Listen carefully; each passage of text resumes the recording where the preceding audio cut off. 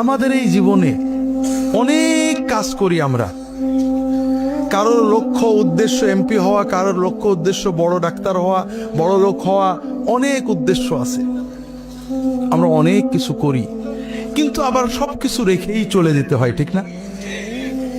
আর একটা জিনিস বোঝেন, দুনিয়াতে কেউ আপন হয় না। যে বউ আপন, 2 ঘন্টা আপন থাকেতে 4 ঘন্টা ঝগড়া করে, আছে না নাকি? যে ছেলে আপন, সে 2 ঘন্টা কথা শুনে তো 4 ঘন্টা কথা শুনে না, ঠিক না ঠিক?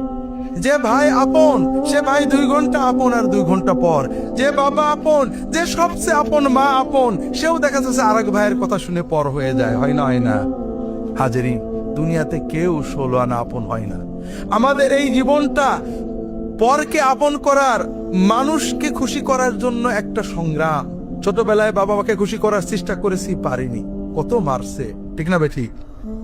বড় হয়ে বান্ধবীদের বন্ধুদের খুশি করার চেষ্টা করছি, থাকেনি, ঠিক না বেঠি?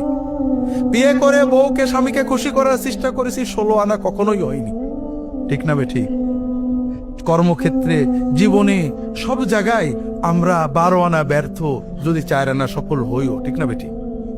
একজনই আছেন যাকে আপন করলে তিনি কখনো পর হন না। তিনি কে? আল্লাহকে আপন করতে পারলে সব সময় আল্লাহকে সাথে পাবেন।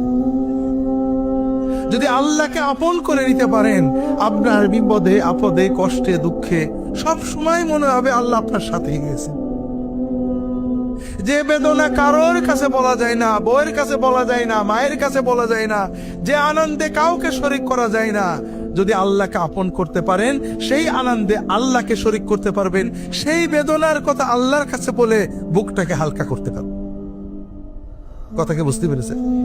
কাজেই ভাইয়েরা, আসেন না সবাই নিয়ত করি যে এত সহজ কাজ আমরা নিয়ত করলাম, আল্লাহ আমার বাকি জীবন যতটুকু আছে, 1 দিন হোক আর 100 বছর হোক, আমি তোমার ওলি হওয়ার চেষ্টা করব। আল্লাহ তাআলা সকলের নিয়ত কবুল করে নিন, আমিন।